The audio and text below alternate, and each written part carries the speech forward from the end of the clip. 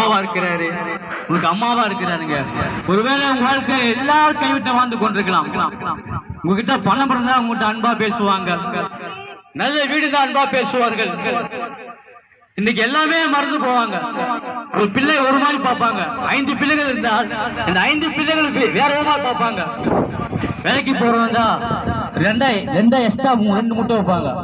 ஆனா வேலைக்கு வீட்டுல ஒண்ணுமே இல்லாம வீட்டுல காமிச்சா ஆனா கவனிக்கவே மாட்டாங்க. ஆனா ஆண்டவராகிய இயேசு கிறிஸ்து எல்லாரும் நேசிக்க ஒரு கடவுளுங்க. அவ எல்லாரும் நேசிக்க விரும்புறாருங்க. உன் தாயும் உன்னை தகப்பனும் உன்னை கைவிட்டாலும் கர்த்தர் உன்னை சேர்த்துக் கொள்வாருங்க. ஒருவேளை எந்த சூழல் இருந்தாலும் எங்க பிள்ளைங்க கைவிட்டாங்க, இன்னைக்கு யாரும் இல்லைங்க, நான் அனாதையா இருக்கிறேன், நான் திக்கேட்டா இருக்கேன், என் வாழ்க்கை நிம்மதி இல்லைங்க, எனக்கு சாப்பிடறதுக்கு ஒண்ணு இல்லாம அனாதையா இருக்கிறேன்னு சொல்லி நீங்க வேதனையோடு துக்கத்தோடு வாழ்ந்து கொண்டு இருக்கலாம். இன்னைக்கு இயேசு உங்களுக்கு அற்புதம் செய்ய வல்லவரா இருக்கிறாங்க. எல்லாம் கைவிட்டாலும் ஆண்டவர் சேர்த்துக் கொள்வாருங்க. அவர் நேசிக்கிற தேவனுங்க. மனசுல என்ன நினைக்கிறியோ ஆண்டவர் சொல்றாருங்க, நான் நினைப்பதற்கும் வேண்டுவதற்கும் அதிகமாக செய்வேன்னு சொல்றாரு. ஒருவேளை நினைத்துக் கொண்ட காரியங்கள் வாழ்க்கையே இல்லையே, பல வருஷமா வாழ்க்கை வேதிக்கிறது, என் வாழ்க்கை தொடர்ந்து நான் மாத்திரை போட்டு வாழ்ந்து கொண்டிருக்கிறேன், நிம்மதியா வாழ்ந்து கொண்டு சொல்லி நீங்க கலங்குறீங்களா? இயேசு கிறிஸ்து அற்புதம் செய்ய வல்லவரா இருக்காருங்க. கவலைப்படாதீங்க, ஆண்டவராகிய இயேசு கிறிஸ்து உங்களை நேசிக்க விரும்புகிறாருங்க. அவர் சொன்னாருங்க, வருத்தப்பட்டு பாரு சுமக்கவலே நீங்கள் எல்லாரும் எடுத்து வாருங்கள், நான் உனக்கு இழப்பார்த்தேன். ஆண்டவராகிய இயேசு கிறிஸ்து உங்களை பார்த்து சொல்றாருங்க. கவலையோட இருக்கலாம், சஞ்சலம் வாழ்ந்து கொண்டிருக்கலாம்.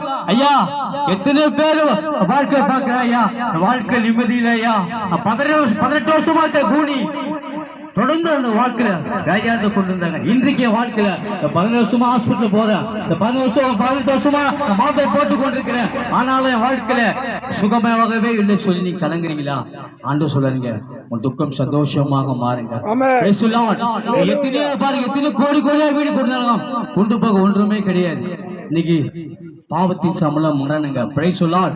இன்னைக்கு பாவம் செய்யற ஆத்மா சாகும் என்று சொல்லி ஆண்டவராகிய இயேசு கிறிஸ்து சொல்றாங்க. இன்னைக்கு எங்க சந்தோஷம் கிடைக்கும் சொன்னால், இன்னைக்கு எங்க போறாங்கன்னா ஒயின் ஷாப்பை தேடி போறாங்க. Praise the Lord. மக்களை தேடி போறாங்க, சொந்த பந்தங்களை தேடி போறாங்க, அங்கெல்லாம் கிடைக்காது. ஆண்டவராகிய இயேசு கிறிஸ்து வந்து பாருங்க, உங்க துக்கம் சந்தோஷமா மாறுங்க. அதுதான் சொல்ல வந்திருக்கேன். இந்த வெயில கத்தி என்னடா உனக்கு வேலை வெட்டியே கிடையாதா சொல்லி நீ நினைக்கலாம். ஆண்டவராகிய இயேசு கிறிஸ்து என் வாழ்க்கை அற்புதம் செய்திருக்காங்க. நாங்கெல்லாம் எங்க வாழ்க்கை நாங்க பட்ட சந்தோஷம் தான் இங்க சொல்ல வந்திருக்கிறோம். இயேசு கிறிஸ்து உங்களை நேசிக்க விரும்புறாருங்க. கவலைப்படாதீங்க, பயப்படாதே, நான் கூட இருக்கேன்னு சொல்றாருங்க. இது யாரும் சொல்ல மாட்டாங்க. ஒருவேளை பயத்தோட இருக்காங்க, எதிர்காலம் எப்படி இருக்குமோ, என் பிள்ளை படிக்கலையே, என் பிள்ளைக்கு நல்ல வேலை கிடைக்கலன்னு சொல்லி நீங்க வேதனையோட துக்கத்தோடு இருக்கலாம். என் கணவர் குடிக்கிறாரு, அதை மாற்ற யாரா முடியும் சொல்லி நினைக்கலாம். யாராலும் முடியாதுங்க. ஆண்டவராகிய இயேசு ஒருவர் மட்டும் தான் சுகம் அதை மாற்ற முடியும். இன்னைக்கு அதை தான் சொல்ல வந்திருக்கீங்க. பாருங்க, தெருவாக போய் கிராமமா போய் சொல்ல காரணம்னா இயேசு உங்களை நேசிக்க விரும்புகிறாருங்க. ஆமென். Praise the Lord. அந்த இயேசுவை நேசித்து பாருங்க, உங்க வாழ்க்கை செழிப்பாக மாற்றுவாருங்க. Praise the Lord. இதற்காக ஜெபம் பண்ண போறோம். இருக்கிறதுல இயேசுவே என் உள்ளத்துல வாங்கப்பா, குடும்பத்துல அற்புதம் செய்யப்பா சொல்லி பாருங்களேன். அற்புதம் செய்ய வல்லவராக இருக்கிறார். ஜெபம் பண்ண இருக்கிறது. Praise the Lord. நேசிக்கிற பரலோக